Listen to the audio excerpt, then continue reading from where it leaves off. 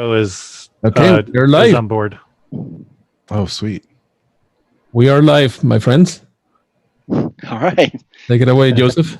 Hey, everybody, and thank you for joining the Red Team Village After Hours, or I guess it could be a happy hour, but it's not really a happy hour time. It's Saturday, so I think everybody. Was I supposed to have alcohol in this? Everybody's been drinking. Everybody's been. I've been drinking since 8:00 this morning. Just kidding. I don't have a problem. You have a problem. Yeah, if you can't drink all day, then you definitely have a problem. So my background is probably super annoying to everybody, but I wanted to call attention to Gray Hat, which is the name that Texas Cyber Summit became. Texas Cyber Summit was 2 years in the making. Last year we had a really good year. The year before that, the first year, it was kind of a partnership between the city and myself running that. And then last year, we were able to run it by ourselves. We managed to break even last year, and we still donated money to charities, Innocent Lives Foundation. If you haven't heard of them, I suggest you take a look online. The Red Team Village donated $1,400 and some change to them from its fundraisers this year already. And then we hope to donate more money to them. They do a great job in human trafficking of minors. And as you all saw just recently, they managed to unite some 500 children just last week. So pretty amazing stuff going on with that. So I changed my background so I wouldn't annoy the hell out of everybody. So let's talk about Gray Hat. So we have a number of villages that are supporting us. You saw them listed on the video that we were just playing in the background. The Red Team Village obviously is one of those villages. We've got Biohacking, the ICS Industrial Control Village, which supported us last year. And we have the IoT Village, which is great. They're going to run a CTF. And we have the Aerospace Village. And a couple other villages are on the sidelines that will be joining us soon. So you'll start seeing their names pop up as well. So what's going to happen at Gray Hat this year versus Texas Cyber Summit last year is all these villages are going to really be in charge of the briefings. A lot of them will have briefings associated with their specific technology. Like the ICS Village is obviously going to have briefings on industrial control systems, SCADA, PLCs, things like that. And some really new talks because they have their call for paper and talks open. Same thing with IoT Village. They mentioned that they're doing the same thing. They're going to have a couple talks a day. They're going to run their labs, and they're going to have a CTF. So some pretty cool stuff happening across all these villages. And Gray Hat's going to highlight and showcase those villages. We want to bring attention to the villages because they specialize in a technology. Like the Red Team Village specializes in the Red Team tools, tactics, and techniques. ICS Villages specializes in industrial control, SCADA, and building management control systems and such. IoT Village specializes in all those smart devices hanging around your home and making you vulnerable, like Alexa and the Google one, whatever it's called. And then Aerospace had some really amazing stuff that they were doing this year with Hack a Satellite. They're not bringing that specific Hack a Satellite to Gray Hat just because it took so much time, but they are bringing some cool content and maybe a few challenges that will be a surprise for everybody. But keep your eyes out and ears out for what other villages are being added to Gray Hat this year. So besides the villages, which is going to make up a huge portion of the event, the other half of it is we have keynote speakers. I don't know if you have a way to link that from here. I think it's like in the... So our first keynote speaker is going to be Ning Wang. If you haven't heard of her, she is the CEO of Offensive Security. Anybody that's ever used Kali Linux knows what Offensive Security does. So she has quite a history. She's been in the industry a very long time, 20 plus years, similar to my background. She's been the CFO and COO at HackerOne. She helped sell Linda to LinkedIn, and then she was involved in a couple other companies. Now she's the CEO at Offensive Security, which everybody knows provides Kali Linux, but they also have the OSCP, which is like the industry gold standard for certifications. If you have an OSCP, it means that you earned it. I know, a ton of people that have them, and I myself studied for it as well. And then our second keynote speaker, which we just announced, is none other than Mudge from Loft, Peter Zatko, who will be speaking on day 2.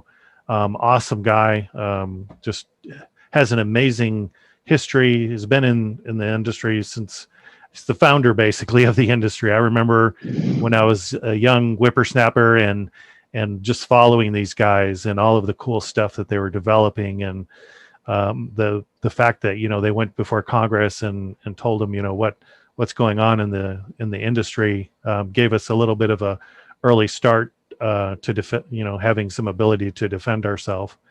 And then he was also a member of Cult of the Dead Cow, CDC. So we have some other keynote speakers coming, so keep your eyes out for that.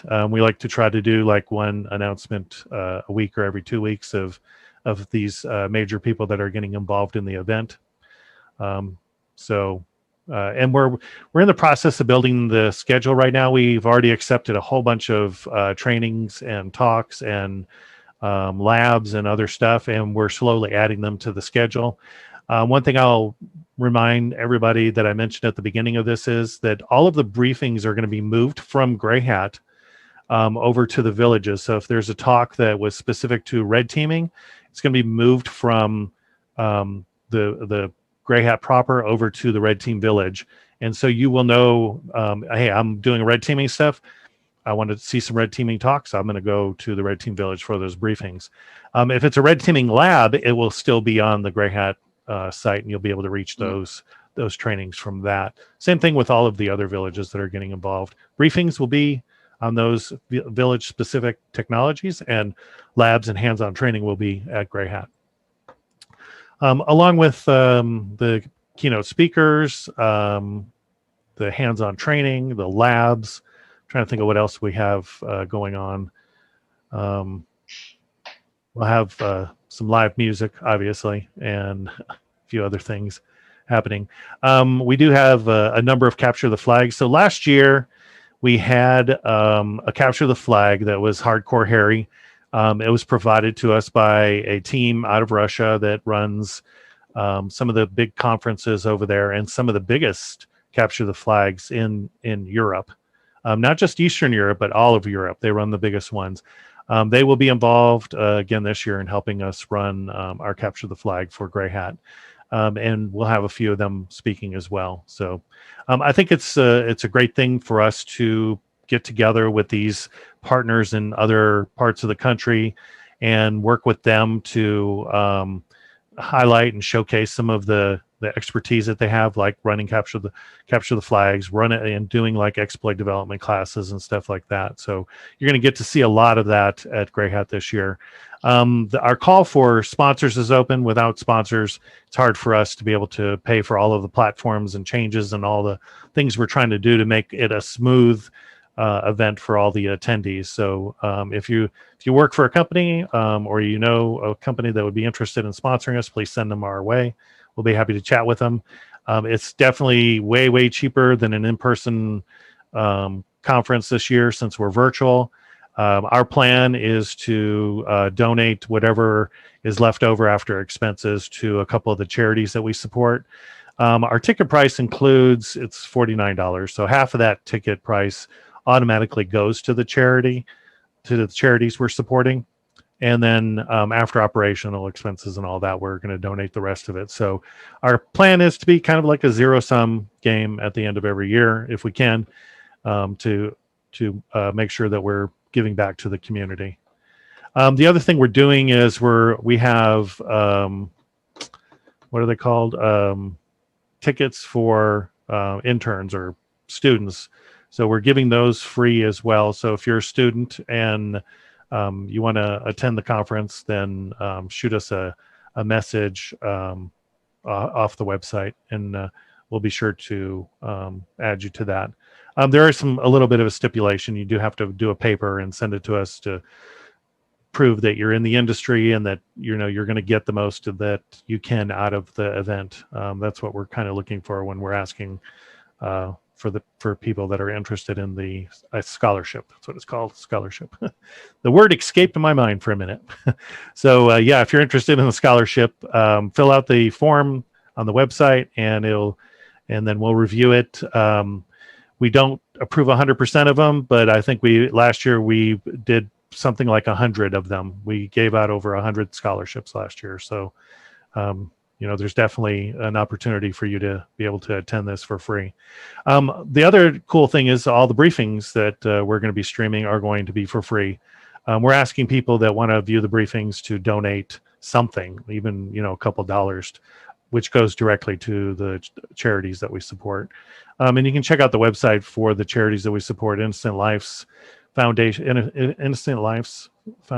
and Morgan's Wonderland. Right now, we may pick up some more down the road, but that's who we support right now. Let me see, what else do we have going on? This is a huge data dump. It is. There's so much stuff. There's so much stuff. So let's take a step back, right? Let's okay. Ask me any questions you want, Omar. Yeah, let's or Pandamar. Let's ask some. So I'm Propaganda Panda right here. And so I think the first question I want to ask is about let's focus on the nonprofits here that we're partnering with. So I think you talked a little bit about what the Innocent Lives Foundation does at the beginning. Like, they help reunite children that have been victims of human trafficking. Is that correct? That is correct. Yes. And Innocent Lives. It is at www.innocentlivesfoundation.org. Check it out. Awesome organization. They were with us in the June event, our jungle event, and then they were with us in our DEF CON event. And they had a channel in there, and they chatted with people and told them what it was all about. And one of the gentlemen from there said that they had a lot of engagement involved on being on our website, and they appreciated it. And then we did a T-shirt sale, which was pretty cool. It's tied to the Capture the Flag event that we were running for 4 days, the basically. Tchotchkes T-shirt with Tchotchkes on there. Exactly. Yeah. So we raised something like $1,400 that we were going to split across Innocent Lives Foundation and Morgan's Wonderland, but instead Gray Hat decided to match those funds, and we basically are giving the same amount to both organizations. That is awesome. It's really good to see communities such as ours, and specifically in cybersecurity, like really supporting awesome causes like that. Like that's not something you see at other conferences that are out there that are really kind of focused on giving back to the community as much as we are also providing really good content for people to take part in and to grow with. Because really, what is like the central mission of Gray Hat? Like, why do we have Gray Hat, or previously Texas Cyber Summit? Like, what is the impetus behind this conference?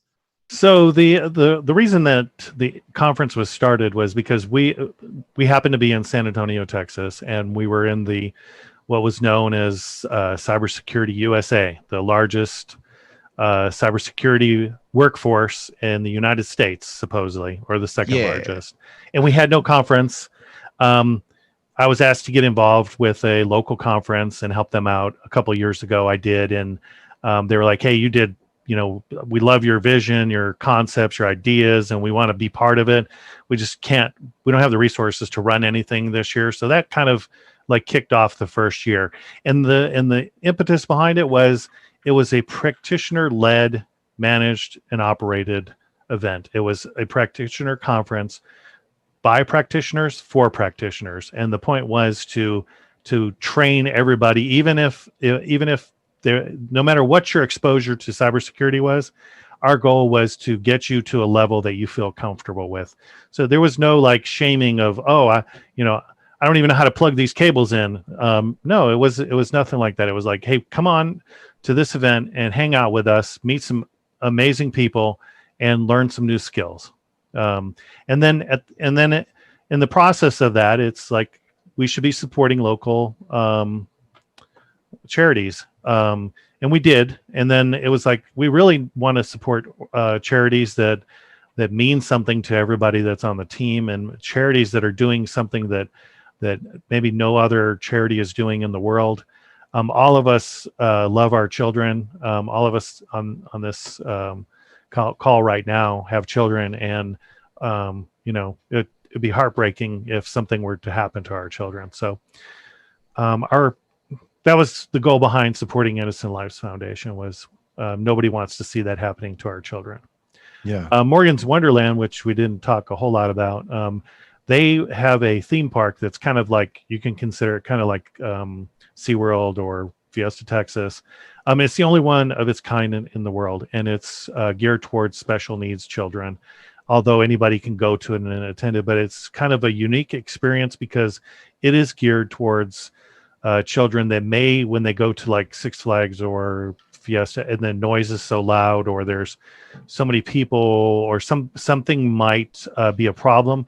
This venue has worked all of those things out to make it a much more friendly environment for special needs children. So they're doing great things. They have people from like 27 countries that have attended them.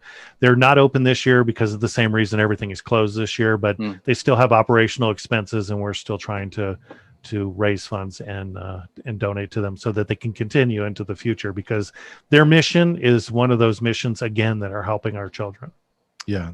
One of the things I thought was cool about Morgan's Wonderland, I was driving around San Antonio and I saw that they're opening up another location. I think I want to say like more towards like the north side of town, which would be fantastic, because right now Morgan's Wonderland is on the northeast part of San Antonio, and they're going to be expanding to other locations. So I think that's great. It provides more children with the opportunity to go sort of enjoy that sort of environment and not feel threatened or have any sort of issues. It's a much more inclusive environment. And I think that's one of the reasons why Gray Hat, formerly Texas Cyber Summit, works so well, because we are really hyper focused on inclusivity. So if you are at the beginning of your career in terms of cybersecurity, if you are at the mid-level, or you are just curious about what is security, like what are some opportunities in security? How do I get into red teaming? How do I get into network security? I don't know anything, but I want to learn. This is the type of environment for those people to meet other people who have been in this type of environment for a long time, and who are willing to share that without any sort of judgment, without any sort of negative feeling. It's a very uplifting type of conference. It's a very exciting type of conference. Like, I'm excited for it every single year because it's just so much fun. You get to learn so many things, you get to meet so many people, and there's so many opportunities for people from different backgrounds to come into security and really help move this industry forward. Yeah, and I think that's a really key thing. Yeah, and that's a good point. We and this is not just for beginners or intermediate. We have some very advanced courses. We try to label our courses accordingly, so that if you're going to, like, just by the name, if you go to the schedule, you'll be able to tell if it's like PT 1000, that's a 101 course. If it's PT 2000, it's a 201 course. If it's PT 3000, it's a 3000 course. And PT stands for pen testing. So like pen testing 1000, hey, this is an introductory course where I'm brand new. So is everybody else in this room. I'll be able to pick up skills. If I've already been doing pen testing for a couple of years, I want to do the PT 2000 type course. If I'm an expert at it, I want to do the PT 3000 course. And I'll tell you, if you're brand new, don't go jump into a 3000, because you're just going to be completely lost and frustrated. Start out at the appropriate level so that you can pick up the appropriate skills to continue moving your career. There's no shortcut to becoming a good, solid pen tester. Thank you for that, Omar. Go ahead. Mm-hmm. Yeah, another thing to comment. Also, since we have a lot of villages as well, and you probably are in a virtual conference overdose right now, what we're trying to do is have a central place in our website where you will get all the information related to all the villages at the same time, all the CTFs that are going on, from the Red Team Village to IoT, ICS, all the villages that we actually talked about, all that is actually going to be in a central location in the website. Discord channels to collaborate with each other, with each village, all the different activities and briefings. Of course, different villages are doing different things. Some of them, they actually have CTFs. Some of them, they actually have briefings. Some of them, they have both, right? Right. So that's one of the cool things about what we're actually planning in Grey Hat is actually that you're going to be able to actually get information from a central location, not so much of you trying to figure out what events are where. Right. Yeah. And that's a great point, Nice. Omar. The website is being redesigned. If you look at it right now, it doesn't look like much. But behind the scenes, there's a whole bunch of little hamsters running in these little circles, developing stuff. And like Omar mentioned, we're going to have a portal just for the villages. You're going to be able to say, okay, I want to check out the village content. You'll be able to click on that and you'll go and you'll be able to see what all the villages are doing. And if that village happens to be using YouTube to stream, you'll be able to just click on the stream and you'll go to their stream. If they're using Twitch, you'll be able to click on the stream, go to Twitch. Doesn't matter what technology they're using. We're integrating all that stuff so that you're not having to hunt around and peck around and see where things are. Are they on the Slack? Are they on Discord? Or, where are they using IRC? Or, all of that's centralized so that it makes it easier for you as the attendee to find what your interest is in. So here's another question then, because we're using the term village a lot. And of course, we're on the Red Team Village Twitch channel. So you at least assume that people know what a village is. Yeah. But just in case, someone kind of came across to our happy little Twitch channel, because Bob Ross is also streaming on Twitch, rest in peace, Bob. I love you, man. What is a village and how would you describe it? And what sort of things can a person expect by being a part of a village? Yeah, so I'd love this question. What is a village?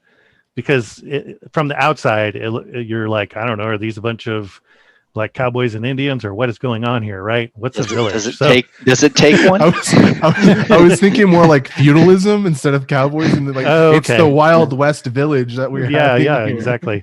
So a village is actually nothing more than a group gathering. It's a group gathering of people with like-minded ideas or concepts, or they're in the same field. It's just a group gathering, a gathering of a lot of people with diverse backgrounds, but have a common interest. Omar, and then Chris, you guys want to chime in what you think a village is? Yeah, I think you summarized it well, right? That at the end of the day, it's a congregation of people with the same goal, right? And even though the village concept actually is synonym of DEF CON, villages actually participate in many different ways, right? During DEF CON, outside of DEF CON, and now that everybody's going virtual, that community has actually grown dramatically, right? Because in the past, all the different villages at DEF CON, you have to be there, right? You have to go and participate, and in some cases, standing long lines that you will be waiting for an hour, 2 hours just to get into the Red Team Village. Now, you click a button, you're in Discord, and you can participate with 9,000 people, actually more than 9,000 now. All at once, yeah. Yeah. So it's amazing how actually, I guess, in this year has transformed the way that we actually collaborate as well, right? So one of my best experiences at a DEF CON was actually going through villages and actually just standing by people and learning from them. Hey, what are you doing? And they're saying, yeah, I'm actually creating this exploit or creating this tool, and that camaraderie, right? And be able to actually learn from other people. It's amazing, right? You don't get that, in other type of environments. Yeah. Yeah, I would also just add is that the villages. I mean, some people may not even know what a red team is as far as villages or blue team. They don't really understand. It's like, well, red team is more of the so-called attackers, but we're not. Sometimes we're good and sometimes we're not so good. But I mean, we are the attackers. We're the breakers, and then the blue team is the builders. They're the ones that are defending. They're defending the castle walls. They're keeping the attackers out. But the red team is the ones that are trying to get in, and they could be posing as a well-known persistent threat. Let's say that they're doing a lot of the same techniques and procedures as that persistent threat is, and then the blue team is looking for that kind of information. So if you find yourself as being a builder and you want to really help defend, then you may be part of the blue team. Or if you're interested in something that's not as general, broad scope, maybe you're more interested in IoT, the Internet of Things, the little things that we have in our homes and the little things we have all over around us now. You may be interested in that. This is basically where you can go and find what you're most interested in, the people who think like you, and you might even, if you're that interested in it, you might even do a paper, or you might even do some training. So yeah, volunteer. Yes, we could always use that. Yeah, Pandamar. Yeah. What does a village mean to you?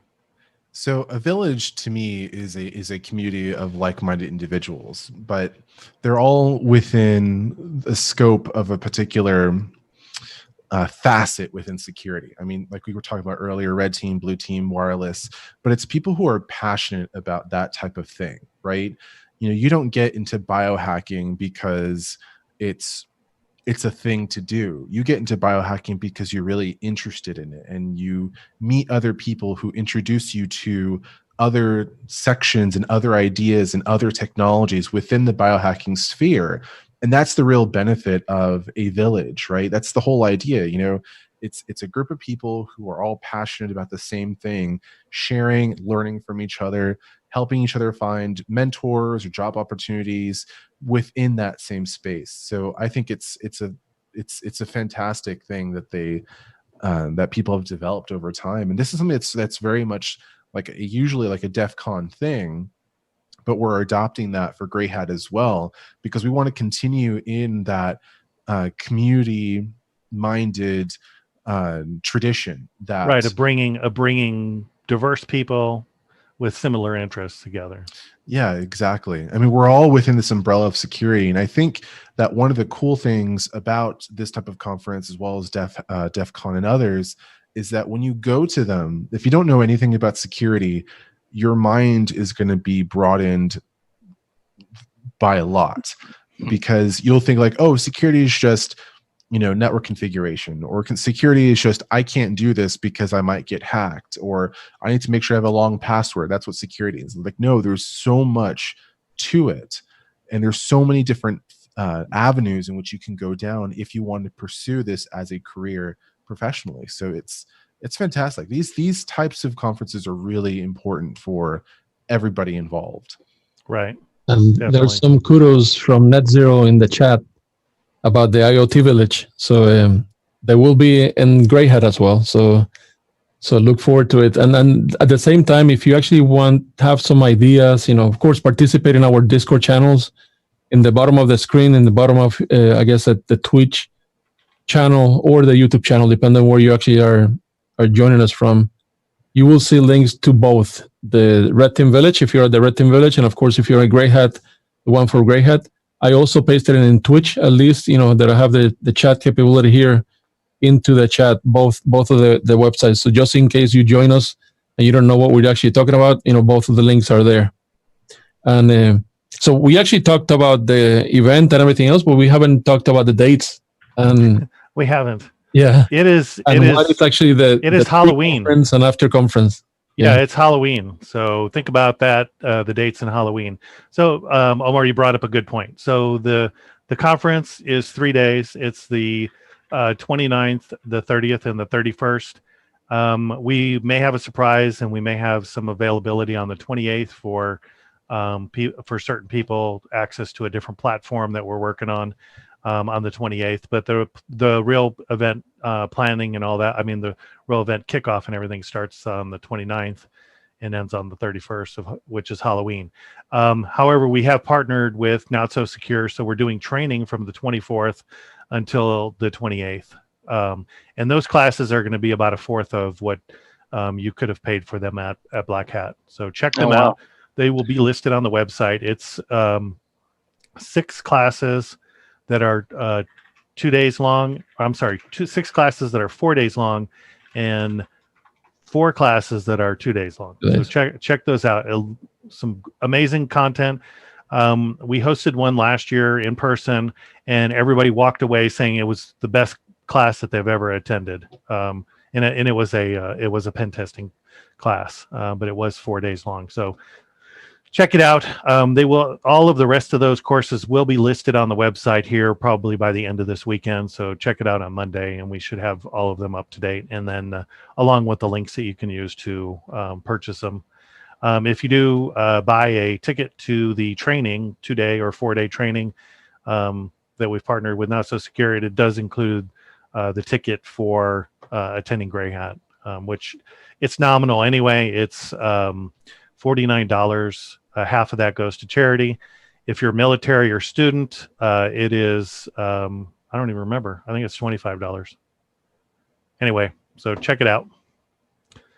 And there was another question in the chat related to the tickets. What is free, what is not, and also that apparently actually is going to an Eventbrite that is actually selling a shirt instead. But we're gonna be actually updating the website, right? Yeah, we'll fix that. Providing more information in there.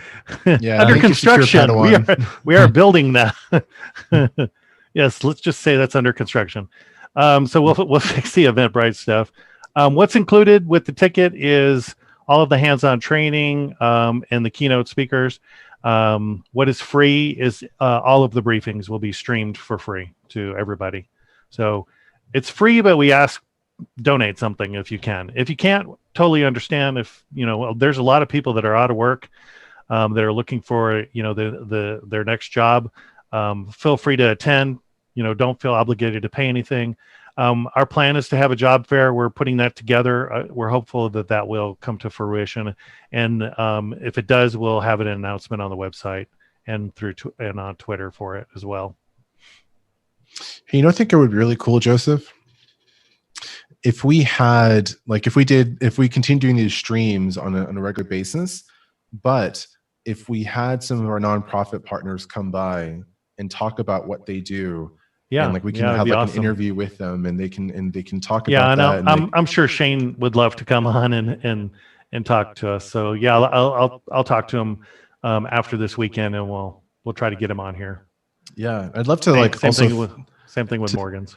Yeah, exactly. And I'd love to feature some of our sponsors too, for them to kind of get on this stream and kind of talk about what they do and why it's important to support community efforts like this. So really Randori is one of our sponsors. They've sponsored us from the very beginning of our streaming career, right, Omar? We only had one sponsor in our May event, and this was super experimental. And they were like, "We're on board with you guys." So they've been from the. What's that? No, I said thank you. Yes, thank you, Randori. Thank you. Yeah, we don't have a whole lot of sponsors this year. That's why we're asking for more, but. Trusted Sec, which is owned by David Kennedy. David Kennedy's an awesome freaking guy. Love him to death. He's a great friend of mine. He's actually a personal mentor for me. And then we have Devo, which is an awesome company that has a sim that they market to the military and stuff like that. Check them out. So I think those are our three main sponsors this year. Hopefully we'll have more. But I like that idea as well, Pandamar, bringing them on.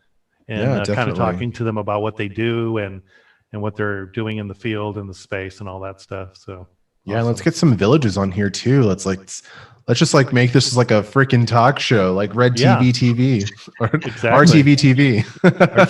RTV TV. and then Omar at the end is like, here's my final thoughts. like Jerry Springer. That will be fun. We probably need some drama for that. Yeah, we do. Somebody gets the chair. We can bring two sponsors on that compete against each other, and then be like, "No, my product's better. No, my product's better." Go fight. That would be cool, like the Lion's Den. We'll have a section. I'm glad you mentioned that. We are doing something similar to that. We're going to allow companies to be able to bring. To demo their tool. People in a lion's den. We're going to put them in a lion's den and Shark Tank. And if they walk away, it'll be awesome. If they don't, we have a disclaimer. So look at a $25 gift card. We are not responsible if they get injured. Can we hack their devices or mutilated? Can we hack their devices for some bounty or something? That's right. Yeah, that's the lion's den. You throw in like a whole bunch of hackers in there. Like, all right, go at it. Yeah. Anyway, so you were saying about the armory, right? Yeah. So the armory is. We got sidetracked. Yeah. Sorry about that. So the armory is where you keep your swords, but it's also where you keep the tools that you're using to. You keep the tools to defend yourself, and you keep your attack tools in that armory. And our goal for this year is to display tools for defense and offense that will help companies. You may have seen it at other events. It's called different things in different places. For us, the armory is going to be where a company that has just developed a new software package that does something different in a different way that other companies are doing, or maybe spins up a whole bunch of honeypots or spins up a bunch of defensive machines or offensive machines. Basically, a tool that you can use to help improve your posture in your organization in one way or another, whether it's offensive or defensive. I don't know if you want to bring anything else up on that, Omar. Which Omar? Yeah. Well, I'm calling the other one Pandamar. Okay. Yeah, I think okay, so we've established that like multiple times, but it's still confusing. Because there's never like two Omars in one room. Unless you're in like South America or the Middle East, maybe. But like it's rare to have two Omars, especially two Puerto Rican Omars, I may add, in the same room. Like this is wild. Yeah, we need two Chris's and two Josephs. I mean, that's like everywhere. Make it more interesting. Like you go to a Whole Foods, there's two Chris's and there's two Josephs right there. One's bagging, one's a grocer. Like, come on. Was that racist? Right. I feel like it was. Anyway, let's move on. Who knows anymore? I don't know. When I was in junior high, I was a bagger. Okay, so that's fine then. We're fine. But it was money for the mob. I was carrying. No, I'm just kidding. Oh, okay. You were Joey Bags. I was Joey. Hey, Joey. Hey, Joey Bags. All right, so let's get back on track here for the armory. So also the CTF. Can you talk a little bit about the CTF? Which one? There's going to be. That's a good point. There's multiple CTFs. I know IoT Village is running one. I know ICS Village is running one. I believe Red Team is running one. No. Red Team Village, we may run one. I need confirmation from them, but yeah, we may actually have one. Okay, and then Grey Hat itself is going to be running the Hardcore Harry one, which will be run by a team, an elusive team from Russia. They are not going to fly into the country because we already know what happens when Russians fly into the country. They arrive. That's what happens. Sorry.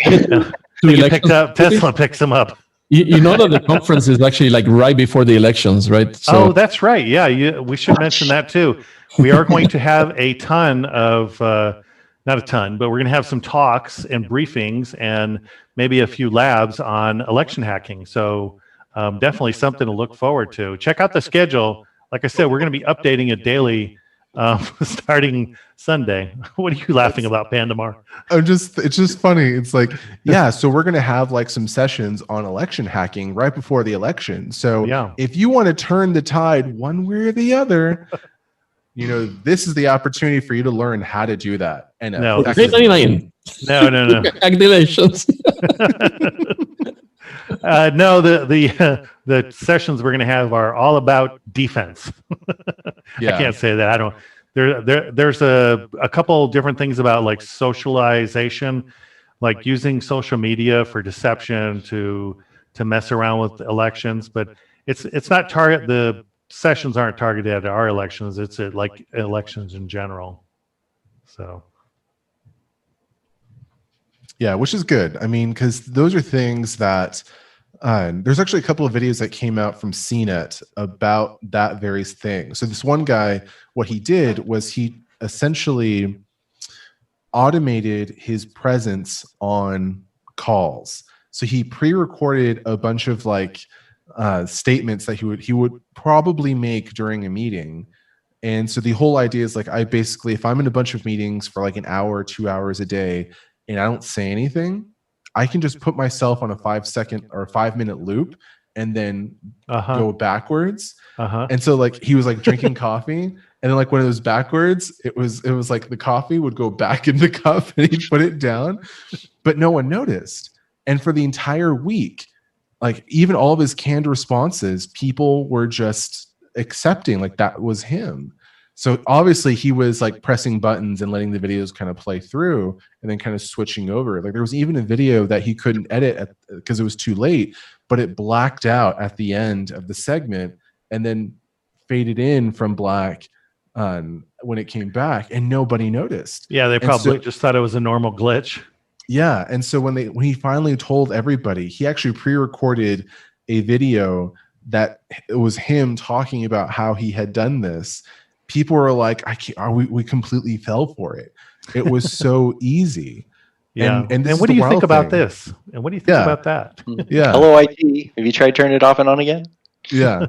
Like, and people don't even realize that this was recorded in February of 2018. Like, we're not even here. Like, we're not even live right now. This is a pre-recording. Like, you guys don't even know. Like, this Red Team Village thing, like, I got this from the future and took it back into the past so we can record this. And I went back into the future to return it, so there wasn't anything like wrong there. I think you're watching too many movies. Back from the future. Yeah, but anyway, jokes aside, those types of talks are not time travel talks, but or election talks. With this election talks. Yeah, we were talking about elections earlier. Somehow we were talking about election. So how did I get here? Yeah, I don't know. What that's right. Deception, like deep fakes and pre-recorded. That's how I got here. Now I know. Yeah, we had Chenxi Wang last year. Man, she was amazing talking about deep fakes. I don't know if you saw that talk. I haven't seen that one yet, but I want. Have you seen the deep fake movie where it's The Office, but Neo has his face pasted over Ron Livingston the entire time? No. It's absolutely hilarious. It's on YouTube. Just go look for it. I don't remember what it's called, but it's funny as hell. But it's basically Isn't there a new Matrix coming? It's The Office and the Matrix put together. Oh, okay. Whoa. That's pretty cool. But I mean, like, that's something that's really important. And of course, like the whole onslaught of fake news that is out there, you know, how do you determine whether something that you're reading is legitimate or not?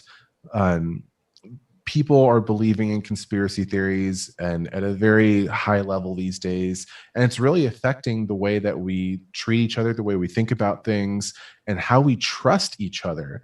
Like, ultimately, if you give someone the opportunity to doubt if they can trust you, they're not going to want to trust you. And you're not going to be able to trust them either, because it's a kind of a two-way thing.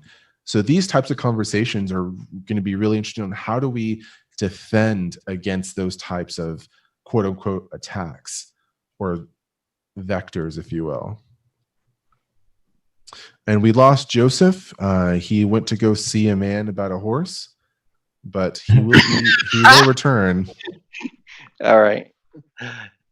So what? I mean, there's still one of the things that's still kind of unclear to me, though, is like, so we're part of the Red Team Village, but Joseph was also involved. I guess Omar or Pandamar, you were also involved in this too, right? The Texas Cyber Summit before this, and then you know, obviously we're on the Red Team Village, but I mean, are we still doing the Red Team Village? Yeah, absolutely. Yeah, we're still going to be there, even with Gray Hat. Cool. Yeah, absolutely. So Gray Hat will have, and that's actually a good question. I think that you're purposely, doing that question, but yeah, Gray Hat will have a lot of the villages that were in DEF CON, right? Mm-hmm. And specifically with the Red Team Village, we also participate in other conferences, so stay tuned. I cannot spoil it, but there are other, major conferences around the world that we're actually going to be partnering with. But yeah, the Red Team Village will actually have briefings, potential CTF, and other activities during the Gray Hat. Same thing with ICS Village, same thing with IoT Village, Biohacking Village as well has confirmed. And there are several other ones that actually that Joseph, and Omar here are working with as well. So. Nice. Yeah, we're really excited about this. Oh, Joseph's back. Did you wash your hands, Joseph? I did a whole bunch of times. Hey, I just want to mention something that was brought up a little earlier about villages. So if you, so the Red Team Village started from a group of people that had like-minded interests and got together and put a proposal in and came together and operated it. So if you have some ideas for a village, check out all the villages that are like, for example, at DEF CON and see what's going on. And then next year, if you get your team together, do a submission for whatever interests you and start a village. The villages are not adversarial to each other. We try to help each other out. We had last year, this year, if you saw our operations between us and for example, the Blue Team Village, we get along seriously well with the Blue Team Village. They're an awesome bunch of people. We love them to death. We'll help them do whatever that they need help doing. Same thing with biohacking.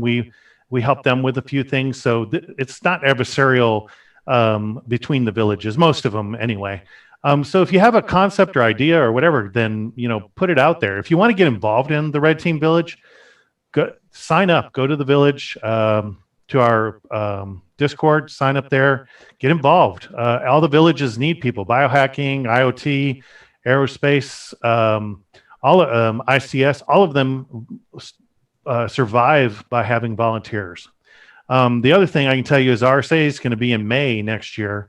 And part of it's going to be virtual, and they're doing the same thing. They're looking at villages as well. The Red Team Village is going to be there, and it will also have a virtual component. So you can look forward to us being there as well. So you're going to start seeing villages more around more events, because we bring a specialized talent of interest to those events. Like, our obviously red teaming is our specialized interest. But there's going to be other villages. Are they actually going to be more technical because of the villages? Because I didn't even know. Yeah, I understand where you're coming from, and that component of it is really going to be.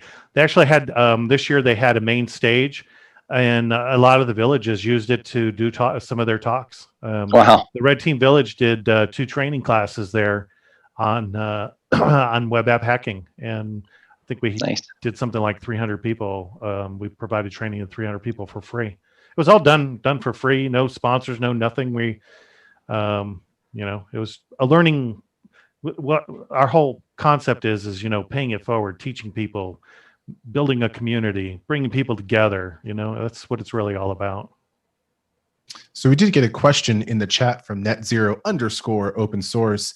What would you guys categorize DFIR as curious? I think he or she is asking, or they. Yeah, that's really a blue team-ish thing. Digital forensics and incident response. Yeah. I'm part of an incident response team, not one that actually works in a SOC, but I can probably comment on that because we actually have done both of that. Go for it. That acronym, right? So I'm part of a team called a PSERT team. It's a Product Security Incident Response team. And what we do is we investigate all the bad news whenever it comes to vulnerabilities. And I work for Cisco. So for Cisco, and in many cases, actually, as we speak, I'm dealing with 2 of them on issues that affect pretty much the whole internet. Whenever there's a protocol or a vulnerability in, let's say, in BGP or TCP or WPA or whatever the case might be, then in those cases, actually, I get engaged, and I work a lot with other entities. Now, that's a little bit of a different incident response team than the traditional ones that you actually think about whenever you hear or you see that acronym DFIR, right? And the IR part, the incident response part, most people think about a CSER team, which is the team that is monitoring your infrastructure, that is looking at security incidents, be able to actually mitigate them and recover them. And also they actually feed into many other different parts within the organization. And there's many different, I can go on and on, many different new tactics, like threat hunting is actually one that is not new, but is pretty hot nowadays, is to proactively search through the environment to see if you actually have any threats that may have bypass your security controls. You're searching for new things, right, that hadn't been seen before. Maybe they may be some beaconing out to some name that nobody really knows about yet, or that's exactly it. Basically, threat hunting starts with a hypothesis. In most cases is actually driven by threat intelligence, right? So if you get a piece of information, whether it's from your neighbor or from some very expensive feed that you subscribe to, then you come up with some type of hypothesis. What if this threat actor performed the same tactics and techniques? So the TTPs, right? Tactics, techniques, and procedures. And that's why the MITRE ATT&CK framework is so popular nowadays, because it allows you to actually go over all the different tactics and techniques. Yeah, and have a common language. Correct. And automate, with many different tools, adversarial techniques. So that's the incident response, and I'm going all over the place in there. The DF part is digital forensics, right? That's basically if you now are responding to an incident, whether you're part of a SOC or you're actually being sent to somebody for a post-breach analysis, which actually I guess fortunately, unfortunately, I have done that a few times with very large companies, entertainment companies, and retailers, and other ones. And in that case, you're actually collecting evidence for a purpose of many different things. But the primary is what happened, right? How the attackers actually manipulated the devices within the environment, and what was the purpose. And the second one is the more that you look, the more you're going to find. And in many cases, whenever you actually start looking for, collecting evidence and seeing what the adversaries actually did, you're actually going to find out that probably there are going to be 2 or 3 other adversaries within your network and do something else. Yeah. Now, forensics as a whole is a science, right? A lot of people actually think, okay, I'm going to concentrate on forensics and IR at the same time. I'm going to be this awesome guy doing both. You probably have to concentrate on one and the other. And whenever I say that is because forensics, in some cases, you are doing collection of evidence from a Linux box, which is very straightforward, or it may be an IoT device that you don't even know what the proprietary protocols, may be, or some embedded devices like a router or a switch, which is actually completely different in many cases, even though they're running Linux, than some environments, right? So it's a pretty exciting field. And but anyways, I can go on and on. Hopefully that makes a little bit of sense. Chris or Omar or Joseph, anything else that you want to probably add? I was involved in a lot of IR stuff, and I like being in red team. So yeah, I'm a solid red team, right?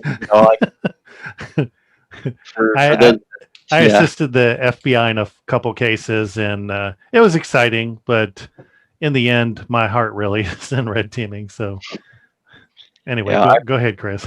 I was just I'm more interested. I'm definitely on the red, the solid red side. I also work for Cisco with Omar, but I work for a group called the Advanced Security Initiatives Group, or ASIG, and we try to find the security vulnerabilities as early on as we can find them. We try to get a hold of products, and the products run the gamut of everything that Cisco. I mean, it's amazing what Cisco has it's amazing what they're getting involved in nowadays.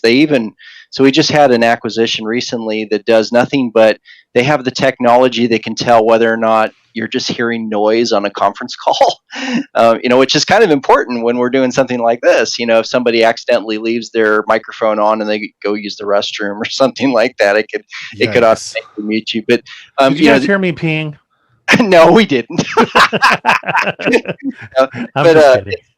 But what's amazing though is it's amazing how much things are getting, this confluence of all of these different technologies that are being put together to make a product, and to help solve a problem, help solve a business problem. Because really that's what we're for. We're there for the businesses that use Cisco, and we're trying to make things as secure and as free of vulnerabilities as we can make them. Although, of course, that's just not, it's not possible to find every single security bug, but we try to find them as much as we can. So when it comes to things like attack, I mean, those are fun for me, but for me, it's more like, okay, how do I get in? Or did they leave a port open that they shouldn't have left open on this on-prem device? Or is it, we're now starting to get more and more into cloud and hybrid cloud testing. It's amazing how, even the clouds themselves, they have their own little like niche that they work in. If you're in Azure, they've got their niche of Office 365 and Active Directory, and then you have AWS, which is kind of more of the generalist, but they also have their IoT side and things like that. And sometimes we have to make a product out of all of these things that are all being built and put together. And getting your hands and getting your brain wrapped around how some of these things are being used, it can be really difficult sometimes. And I don't pretend to understand all of it. So I like to learn as much as I can from other people too.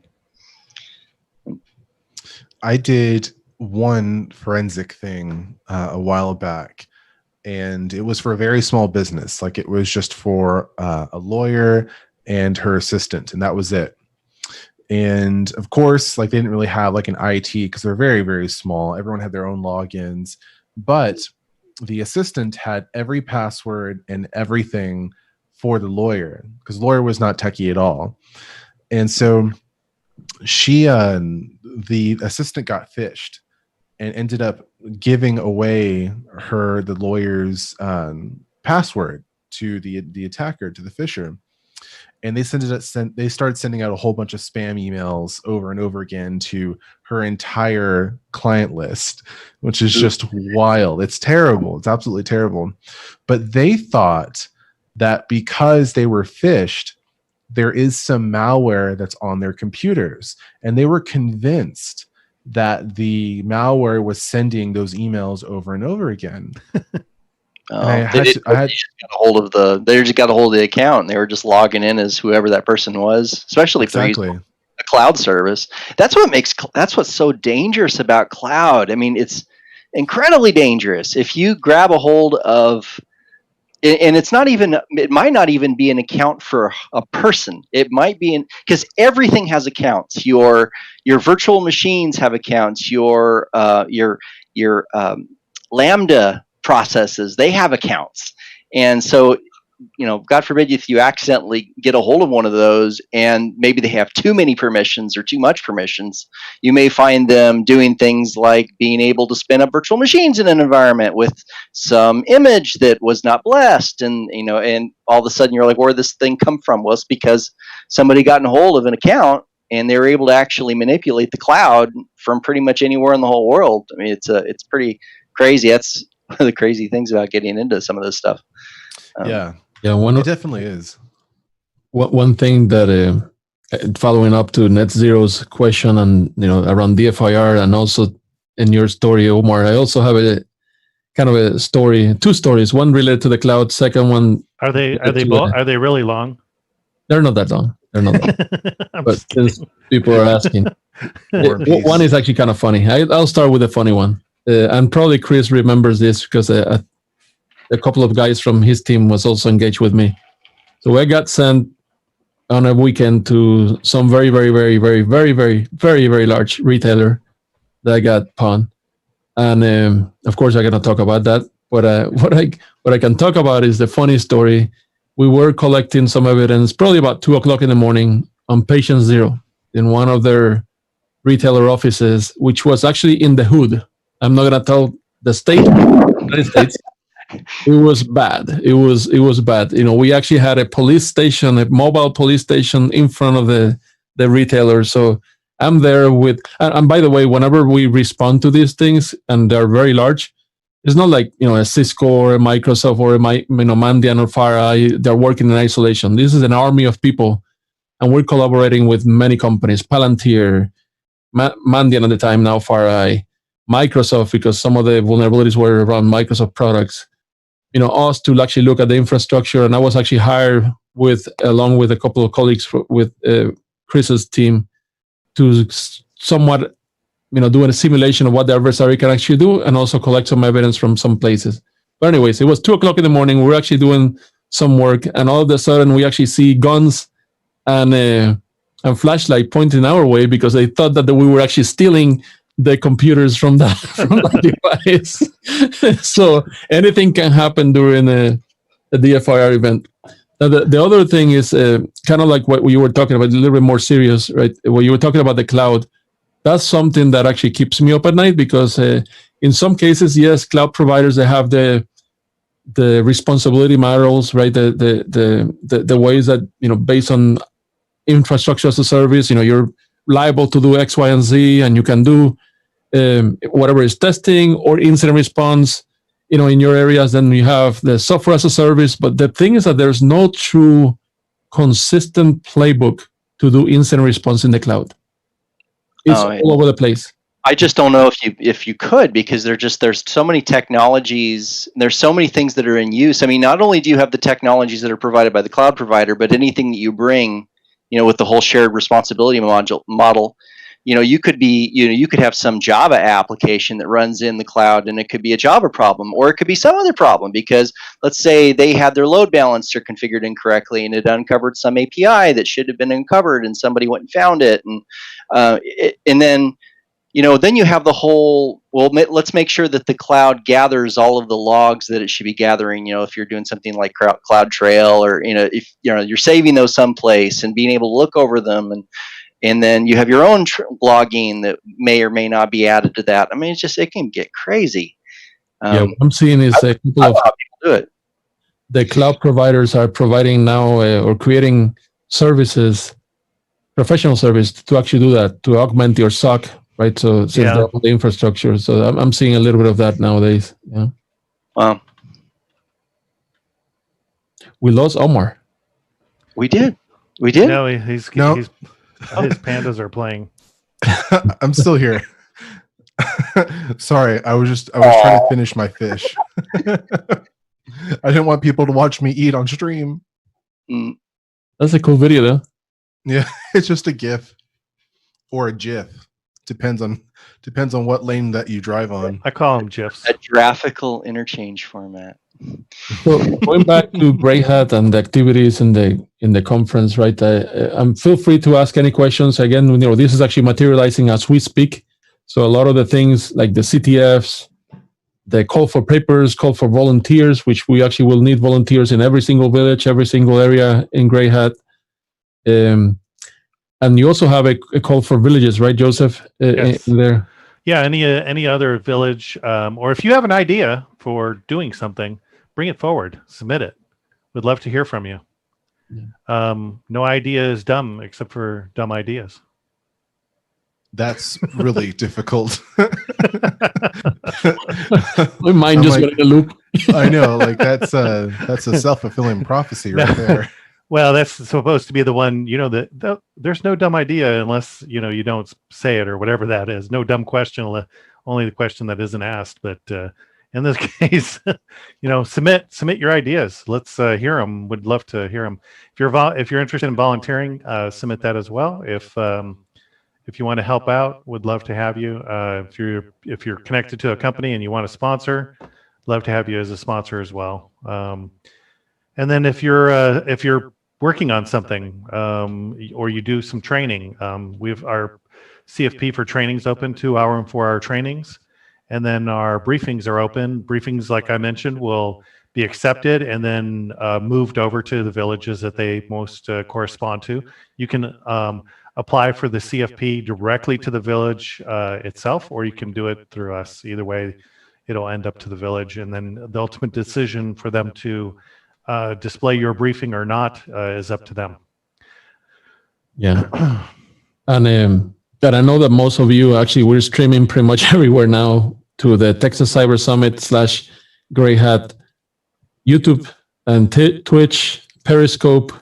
Yeah, Facebook. And the same thing with the Red Team Village. Facebook, LinkedIn. Yeah, so one of the things is that if you, depending on the medium that you're actually watching, you probably are familiar with the Discord channels for both events, right? So they should be in the bottom of the screen. So if you just join us, that information should be in the bottom of the screen. So in other words, in the description of the videos.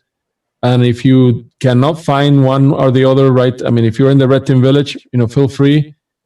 I'm actually putting, and Joseph as well, and everybody here, we're putting, the links to the Discord channel for Grey Hat as well. So feel free to join that one. Yeah, if you don't know how to join Discord channels, it's super easy. Go to discord.gg / GG. Google. So Discord. Good game. That's what it stands for. Good game. So discord.gg / Grey Hat / Red Team Village. Go to any of those. If you want to volunteer, hop in the channel there. There's a volunteer channel. Tell them, hey, I'm interested in volunteering. We'll send you the link. You can get signed up and help us out. And probably, since we're going to have all the villages that have confirmed, we may create in Grey Hat and vice versa, a channel for each of the villages. So then you can actually, have a central location where you can actually communicate and join their channels and so on. Right. We're gonna have we already have that in the website. Discord. That's already been set up. Oh, Will cool. we That have Discord. like a? Go ahead. Oh, yeah. I'm sorry. I was going to ask a quick question. So will we have like a button on the website that says like if you want to volunteer, submit this form? We will eventually. Okay. And I think each of the villages will have the same. Right. Yeah. If you want to specifically help out the ICS village, they'll have something there for you to join as well. Same thing with IoT, aerospace, and biohacking, and Red Team Village, and more to be added. We're getting news right now. Just in, more villages joining. Yeah, actually, I mean, can you share which one was the village that just joined? Monero. Oh, nice. Yeah. Very nice. Monero. I can't say it right. Monero. Monero. Monero. How do you say it? Monero. That's what I said. Monero. You said Monero. There's too many N's in that word. Yeah. But I guess I picked the wrong day to stop drinking vodka. Is there still money to be made in Monero? I have no idea. That's at the Monero village. Yeah. That's a question. My big exposure to Monero is I got a little bit of a story, but we had it was a piece of Cisco gear that was in a university in Europe.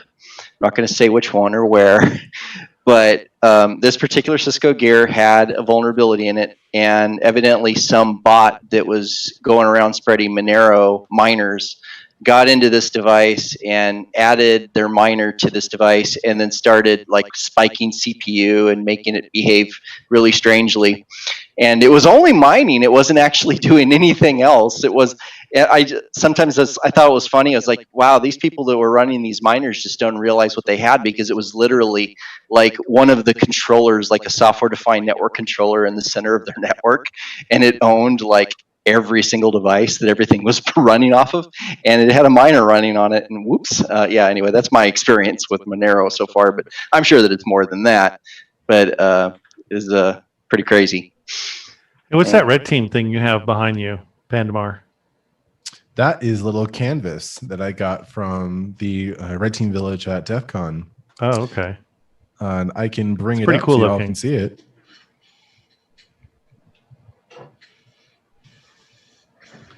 As you can see, oh wow, it is the Red Team Village with the little devil logo here. And if you look at the windows, you can see there's a hacker guy right there.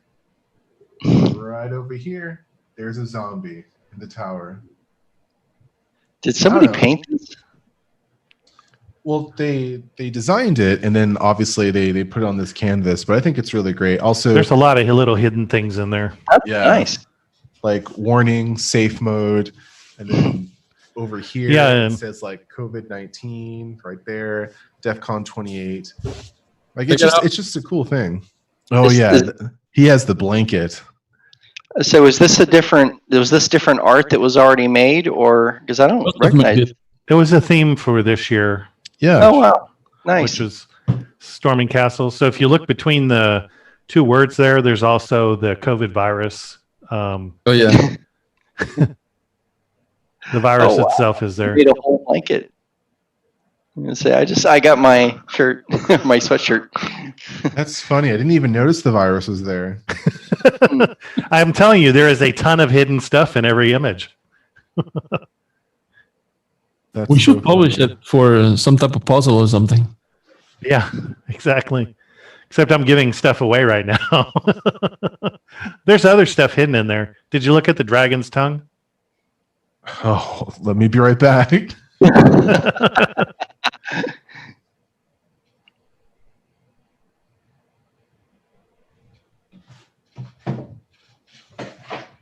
All right. What is that? It's the same thing. It's the virus. Is the virus on the dragon's tongue? Yeah, it's COVID-19 on the dragon's tongue. Gross. Maybe it's some of that Monero I've been hearing about. Maybe. Monero. Monero. It just sounds Monero. like a character from the Flintstones or something like that. Monero. Hey, do you all remember the Flintstones? That's a deep cut right there. My CVO just decided to reboot. Oh yeah, mine. I got off mine a little while ago because I didn't think it was going to be very solid for this. It's like, not that I'm on a CVO anyway. So what else is going on at Gray Hat, guys? Yeah, I was about to actually suggest the same thing. I think that probably a lot of things are going to be changing, throughout the days. Even though October is actually like right from the corner, but I'm pretty sure that more villages will join, more activities will actually come in. That's actually what happened to the Red Team Village, during DEF CON. Last minute, we had esports events, we had different activities, 93 hours of streaming videos and everything else. We're not gonna do this time. No. Oh my gosh. US business hour. I only had a few hours of sleep for that, but we will have different tracks, right? So, which is actually pretty awesome, because pretty much every village will actually have either an activity or briefings or both, right? So, or a challenge and CTFs as well. So it should be pretty cool. Yeah. So I think that two things, right? So look at the Gray Hat website for more information, and also the Gray Hat Discord channel, because all the villages will actually be posting there, and then also posting the links to their Discord channel, so you can actually, volunteer in many of the villages and actually enjoy the conference, right? Because it's going to be overwhelming. It's going to be a lot of the things, but try to enjoy the conference as much as you can. Yeah. And if you can, dress up for Halloween. Like, even though like not many people will see you and you won't be in a public place, dress up, put yourself on camera, and just have fun and like chat with people, meet some people, and just have a good time, because that's what we're all here to do. And eat some candy. Yeah, because it's going to be on Halloween. I mean, what kind of a security conference is on Halloween? Gray Hat. The sweet kind. The candy corn conference. That's what it is. But I'm very excited for this. Yeah, so October is Cyber Awareness Month for everybody that may not be aware of that. It is the month that there is going to be a lot of stuff around cybersecurity, about protecting yourself and protecting your loved ones. Some of that stuff, all of that stuff will be part of Gray Hat. So remember, October is Cyber Awareness Month, and October 29th, 30th, 31st is Gray Hat. So be prepared. Yeah, hide your kids, hide your wife. It's going to be a good time. Yep. Lock your doors so you don't get disrupted. Yeah. Turn off your Bluetooth. Disconnect your computer from. Yeah, turn your phone off. I'm getting ready to set up a VPN from my network to my parents' network so that I can help them remotely. Because I'm not the kind of, I don't trust any of those other services that you log into, and so I'd rather just run VNC or remote desktop, saying, hey, could I just log into your machine and help you that way? Yeah, probably the best thing to do. But everybody really needs to consider that. I mentioned it at one of the Gray Hats, I think it was last year, that our most vulnerable are our elderly parents. They're being taken advantage of at a record rate. If with COVID-19, the FBI has put out several advisories that they're out there purposely trying to scam older people because they're less familiar with some of the technology. So if you have somebody in your family that falls into that category, try to spend a little time with them and shore up their cybersecurity. Make sure that they're using complex passwords. If they don't know what two-factor authentication is, try to explain it to them, explain the benefit of it to them, and work with them and try to get them to use it. It's gonna save you a bunch of time in the long run, trying to help them recover from an attack where they end up draining all their bank accounts. And you're basically going to have to be spending all the time on the back end of that if you don't take care of it on the front end. That's my public service announcement for today. Yep. The more so we're definitely looking forward to Gray Hat. It's going to be a great event. Sign up, join the Discords, the Red Team Village Discord, the Gray Hat Discord. check out all of the cool stuff that'll be happening. Keep an eye on the webpage. We're going to keep it up to date. For some reason, I don't know why, our things taking you to buy a shirt, but you'll be able to buy a ticket pretty soon and help support some charities. I don't have anything else. Do you have anything else, Almar? Or any other questions people are asking? I think that you summarized it well. And actually, if you have any ideas on the event itself, feel free to share it. Right in Discord is the best method of communication. Everybody's there. Yeah, we're there all the time. If you post a message, somebody is going to respond to it. That's on the team. Absolutely. And remember, villages are only as good as their volunteers and the community that are bringing it together. So get involved. It doesn't have to be with the Red Team Village, but get involved in a village. You'll meet some cool people. You'll learn some new technology, new techniques, and you'll have fun doing it. All right. So with that said, we'll adjourn. Thank you, guys. Thank you, everybody, for joining. Thanks, everybody. Thank you all. Thank you, Joseph. Thank you, Omar. And Omar. And remember, grayhat.co. It's going to be at the final week of October. The conference is going to be from the 29th to 31st, and then there's going to be trained from the 24th to the 28th. Grayhat.co is where you can get your tickets, and you can also sign up for volunteers soon. So we'll have that button on the website very soon if you want to be a volunteer. I just got a message from Net Zero on Discord asking to be a volunteer, and thank you for those messages, but I can't do that for you just yet. Wait until we get that button on the website, and we will be taking care of you, my friend. So thank you all for joining us today. I don't have anything else to say. I usually do, but I don't right now. But I do appreciate y'all's time and checking out what Gray Hat's all about. And I do hope all of you guys join us later on in October. Right. And like Pandamar mentioned, it is grayhat.co. Grayhat.co is the website. CO, not com, but just CO. There is no M in Gray Hat. Right. Like that sounds like it should be something, but it's not. There is no M in Gray Hat. Yes, that is true. There isn't. But there are 2 A's. Think about it. Yep. That's A+. That's right. That's AA. All right. We'll see you guys later. Take care.